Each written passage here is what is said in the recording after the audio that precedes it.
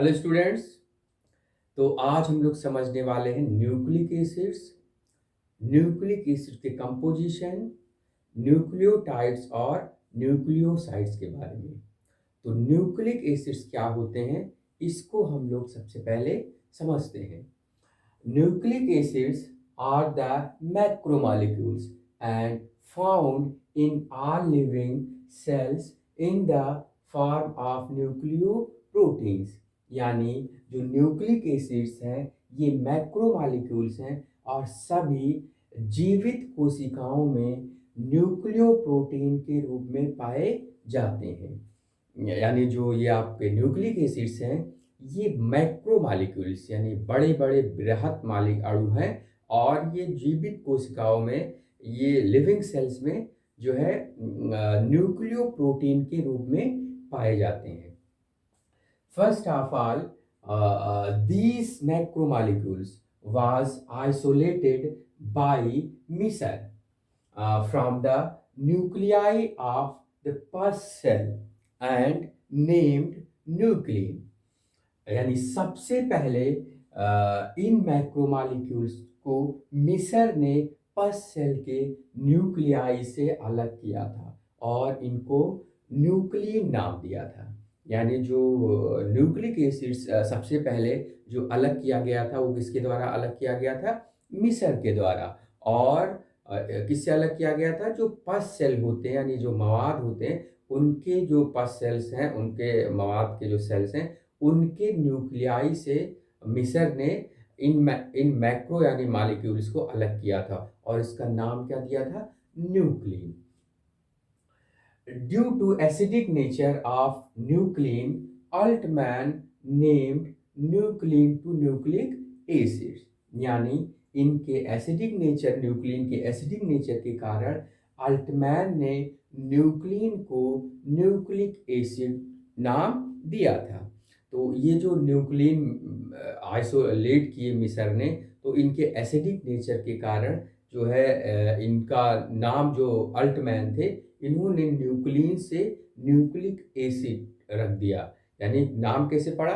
पहले मिसर ने इन मॉलिक्यूल्स को न्यूक्लिन नाम दिया, उसके बाद अल्टमैन ने न्यूक्लिन को न्यूक्लिक एसिड नाम दिया। And nucleic acids are the biopolymers like proteins, starch and cellulose। यानी जो न्यूक्लिक एसिड्स होते हैं प्रोटीन, स्टार्च और सेलुलोज की तरह बायोपॉलीमर्स हैं। बायोपॉलीमर्स का मतलब यानी जो लिविंग सेल्स में पॉलीमर्स पाए जाते हैं, यानी जो एनिमल्स और प्लांट्स के सेल में जो यानी पॉलीमर्स होते हैं उन्हीं की तरह। जैसे आपका प्रोटीन्स है, तो प्रोटीन्स जो होते हैं ये एमिनो एसिड्स के पॉलीमर्स होते हैं। यानी इसमें रिपीटिंग यूनिट जो होता है वो एमिनो एसिड्स होते हैं इसमें। और जो सेलुलोज है, स्टार्च है, इसमें जो प्लांट्स में पाए जाते हैं, इसमें जो रिपीटिंग यूनिट है ये इनके रिपीटिंग यूनिट है ग्लूकोज। तो यानी जो स्टार्च और सेलुलोज जो है किसके पॉलीमर्स हैं? ये हैं ग्लूकोज के पॉलीमर्स। और जो प्रोटीन्स है वो किसके पॉलीमर्स हैं? ये आपके एमिनो एसिड्स के पॉलीमर्स हैं। तो जैसे ये प्रोटीन्स है, स्टार्च है, सेलुलोज है, जैसे ये पॉलीमर्स है, वैसे जो न्यूक्लिक एसिड्स है ये भी जो है पॉलीमर्स है, बायोपॉलीमर्स है।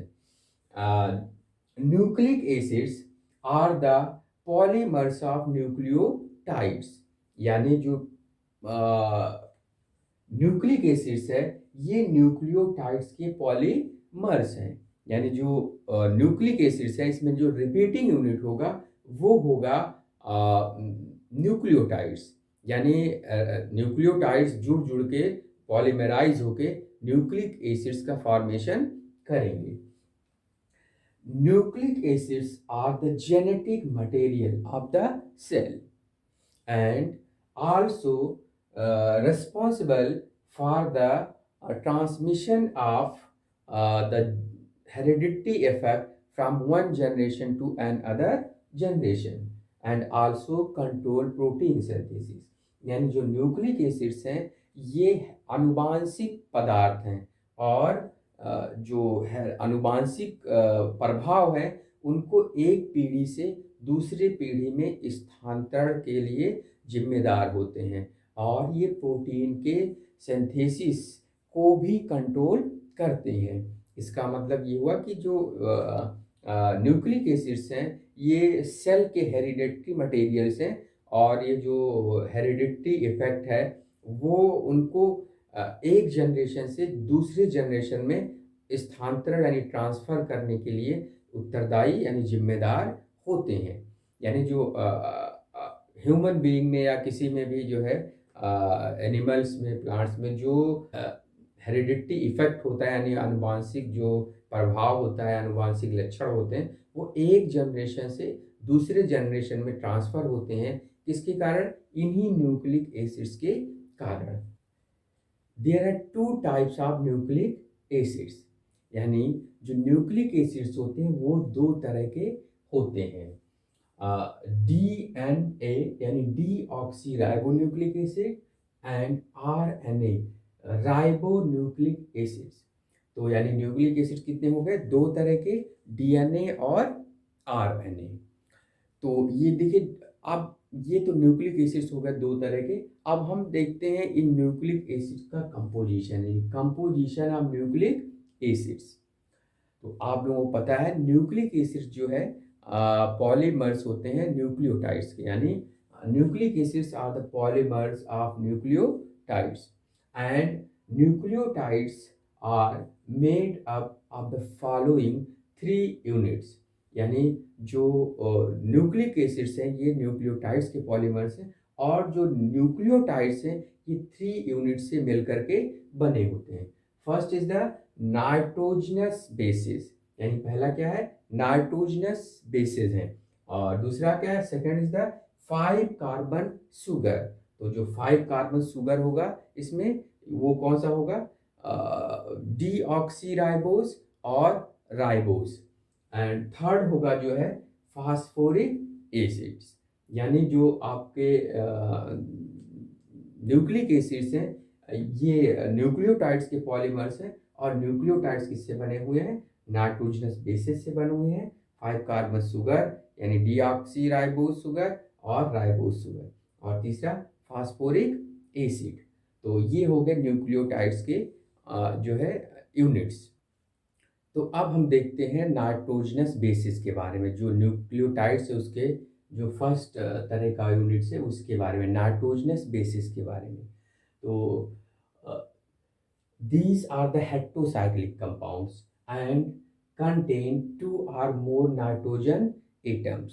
तो यानी जो ये है ये हेटेरोसाइक्लिक कंपाउंड्स हैं और ये जो है दो या दो से ज़्यादा नाइट्रोजन एटम रखते हैं। These are bases because their nitrogen atom have lone pair and act as Lewis bases। यानी ये बेसिस होते हैं क्योंकि इनके जो नाइट्रोजन एटम्स हैं उनके पास लोन पेयर होते हैं और वो लुईस बेस की तरह बिहेव करते हैं। There are two types of nitrogenous bases, यानी जो नाइट्रोजनस बेसिस होते हैं आप दो तरह के होते हैं। फर्स्ट होता है प्यूरीन डेरिवेटिव्स और दूसरा होता है pyrimidine डेरिवेटिव्स। तो फर्स्ट है आपका प्यूरीन डेरिवेटिव्स। तो प्यूरीन डेरिवेटिव्स में ये आपका प्यूरीन आपका यहाँ पे रिंग हो गया। इसमें क्या होता है प्यूरीन रिंग में, अगर ये नाइट्रोजन है पहले और तीसरे पे नाइट्रोजन है, यहाँ पे 6 मेंबर और इधर 5 मेंबर, दो रिंग आपस में फ्यूज्ड है। तो ये दूसरे कार्बन पे अगर है NH2 लगा है यहाँ पे और ये चौथे कार्बन पे कार्बोनिल ग्रुप है। तो ये अगर प्यूरीन जो रिंग है इस पे दूसरे कार्बन पे NH2 और चौथे कार्बन पे कार्बोनिल हो तो ये ग्वानिन कहलाएगा। तो ये आपका फर्स्ट हो गया जो प्यूरीन डेरिवेटिव है ग्वानिन, यानी इस पे दूसरे पे NH2 ग्रुप है और चौथे पे कार्बोनिल ग्रुप है। और दूसरा जो है आपका एडेनिन। तो एडेनिन में क्या है? प्यूरीन रिंग है ही है, बस चौथे पोजीशन पे क्या आ जाता है? NH2 ग्रुप आ जाता है। तो ये हो गया आपका एडेनिन। तो इसका मतलब ये आपका दो हो गए ग्वानिन और एडेनिन, ये हो गए आपके प्यूरीन डेरिवेटिव्स। इसी तरह आपका कौन से हैं? ये आपके दूसरा जो नाइट्रोजनस बेसिस है वो है pyrimidine डेरिवेटिव्स। यानी ये 6 मेंबर आपका जो रिंग है इसमें दो नाइट्रोजन है, पहले और तीसरे पे, और यहाँ पे देखिए चौथे पे कार्बोनिल ग्रुप हो और पांचवें पे मेथिल ग्रुप हो, तो ये होता है थायमीन। यानी pyrimidine रिंग में अगर चौथे पे ऑक्सीजन आ जाए, कार्बोनिल ग्रुप आ जाए और पांचवें पे मेथिल ग्रुप, तो ये कहलाएगा थायमीन। और ये अगर pyrimidine रिंग पे दूसरे पे कार्बोनिल और चौथे पे NH2 ग्रुप आ जाए, तो ये कहलाएगा साइटोसिन। और अगर जो है pyrimidine रिंग की दूसरे पे जो है कार्बोनिल ग्रुप और चौथे पर भी कार्बोनिल ग्रुप आ जाए, तो ये कहलाएगा यूरेसिल। तो ये आपका हो गया यहाँ पे यूरेसिल, यानी थायमीन और साइटोसिन और यूरेसिल ये है pyrimidine डेरिवेटिव्स, और ग्वानिन और एडेनिन ये है प्यूरिन डेरिवेटिव्स। तो इसको याद कैसे करेंगे, देखिए इसको हम यहाँ पे जी ग्वानिन, एडेनिन और थायमीन, साइटोसिन और यूरेसिल, तो इसको हम एक सीक्वेंस में लिख लिए GATCU। तो ये हो गया आपका गटकू, गटकू। तो ये जो चार हैं आपके जी ग्वानिन, एडेनिन, थायमीन और साइटोसिन, ये डीएनए में पाया जाता है। किसमें पाया जाता है? डीएनए में, यानी GACT गटकू में यू छोड़ के ये चार डीएनए में पाया जाता है। और यूरेसिल जो होता है, यानी जो इन चार के आपका इन पांचों का जो बीच का है थायमीन, अगर इसको इंटरचेंज कर दें तो यूरेसिल यहाँ आ जाएगा और थायमीन नीचे आ जाएगा, तो ये आपका यूरेसिल यानी GAUC है ना। तो ये चार जो हो जाएगा ये आरएनए में पाया जाएगा। तो आपको गटकू याद रखना है, इसमें ऊपर के चार डीएनए में होता है, आरएनए की बारी आए तो इसमें पांचों में से बीच को इंटरचेंज कर दीजिए, यानी यू यहाँ ले आइए, तो आपका GAUC ये आरएनए में पाया जाएगा। तो इस तरह ये हो गया आपका कि नाइट्रोजनस बेसिस कितने तरह के होते हैं। नाइट्रोजनस बेसिस दो तरह के होते हैं, यानी प्यूरिन डेरिवेटिव्स और pyrimidine डेरिवेटिव्स। तो इसके बाद हम देखते हैं न्यूक्लियोटाइड्स के जो दूसरे तरह का यूनिट है, वो है 5 कार्बन सुगर्स यानी पेंटोज। तो यहाँ पे जो सुगर्स होता है वो दो तरह के सुगर्स होते हैं। जो आपका एक होता है बीटा डी राइबोस, तो ये आपका है बीटा डी राइबोस। इसमें क्या होता है, ये आपका एनामेरिक कार्बन है। अगर एनामेरिक कार्बन पे OH ऊपर होता है तो इसका बीटा कॉन्फ़िगरेशन होता है, अगर OH नीचे होता है तो ये अल्फा कॉन्फ़िगरेशन होता है। तो ये आपका कहलाएगा बीटा डी राइबोस। और ये जो बीटा डी राइबोस होता है ये RNA में पाया जाता है। और दूसरा जो होता है बीटा डी डीऑक्सी राइबोस। तो ये बीटा डी डीऑक्सी राइबोस क्या होता है, तो ये जो राइबोस है, राइबोस में ये जो दूसरा आपका कार्बन जो OH नीचे है, यहाँ पे OH हट के H आ जाता है, तो मतलब ऑक्सीजन यहाँ से हट चुका है, तो ये आपका डीऑक्सी राइबोस हो गया। अब ये जो बीटा डी ऑक्सी राइबोस है ये पाया जाता है DNA में। तो यानी जो 5 कार्बन सुगर्स हैं वो दो तरह के होंगे न्यूक्लिक एसिड्स में, बीटा डी राइबोस यानी ये आपका 5 मेंबर्ड है यानी फ्यूरानोज फॉर्म है, और ये आपका बीटा डी डीऑक्सी राइबोस जो कि डीएनए में पाया जाता है। राइबोस और डीऑक्सी राइबोस में अंतर है कि यहाँ पे जो दूसरे कार्बन पे OH है वो OH हट के यहाँ पे H लग जाता है, तो ये कहलाता है डीऑक्सी राइबोस। और तीसरे तरह का जो यूनिट है वो फास्फोरिक एसिड। तो फास्फोरिक एसिड क्या है, phosphoric acid forms ester bond to OH group of the sugar and also bind the nucleotide segments। तो ये जो आपके फास्फोरिक एसिड्स होते हैं ये शुगर के OH ग्रुप से जो एस्टर बॉन्ड बनाते हैं, और उसके साथ साथ ये जो न्यूक्लियोटाइड्स होते हैं उनको भी आपस में बाइंड करते हैं। तो इसका मतलब जो शुगर और दूसरे न्यूक्लियोटाइड के बीच ये डाई एस्टर बॉन्ड का फॉर्मेशन करते हैं। तो इस तरह ये हो गया आपका तीसरे तरह का यूनिट जो है न्यूक्लियोटाइड्स का। तो इसका मतलब ये हुआ कि न्यूक्लियोटाइड्स कितने तरह के यूनिट से बने होते हैं, 3 तरह के, नाइट्रोजनस बेसेस, और जो दूसरा हो गया वो हो गया 5 कार्बन सुगर्स यानी beta D ribose and beta D deoxy ribose. तो ये आप, और तीसरे तरह का जो होता है वो होता है फास्फोरिक एसिड्स। तो इसके बाद हम जो है समझने वाले हैं न्यूक्लियोटाइड्स के बारे में। तो न्यूक्लियोटाइड्स क्या होते हैं?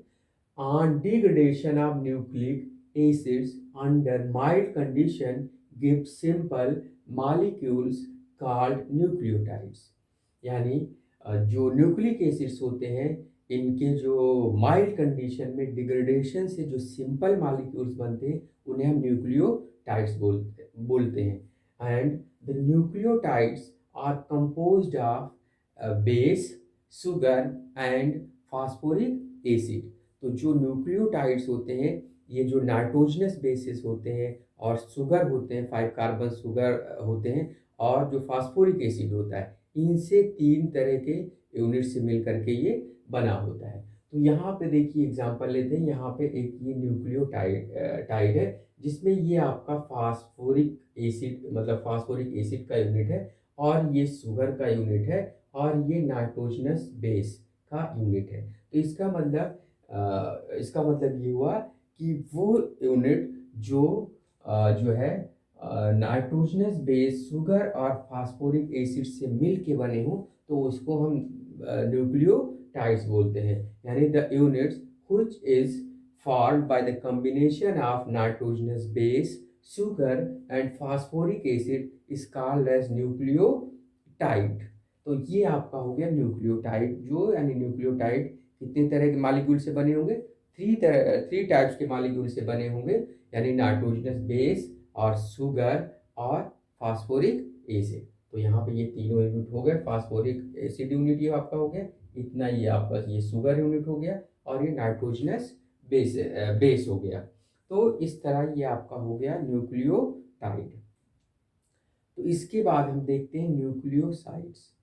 तो न्यूक्लियोसाइड्स क्या होते हैं, ये बनते कैसे हैं? Careful hydrolysis of nucleotide eliminates phosphoric acid, forming an other class of compound is called as nucleoside। तो यानी जो न्यूक्लियोटाइड है, इनको अगर हम केयरफुल हाइड्रोलिसिस कराएं तो फास्फोरिक एसिड एलिमिनेट होके ये बनाते हैं दूसरे क्लास कंपाउंड को, जिसे हम बोलते हैं न्यूक्लियोसाइड।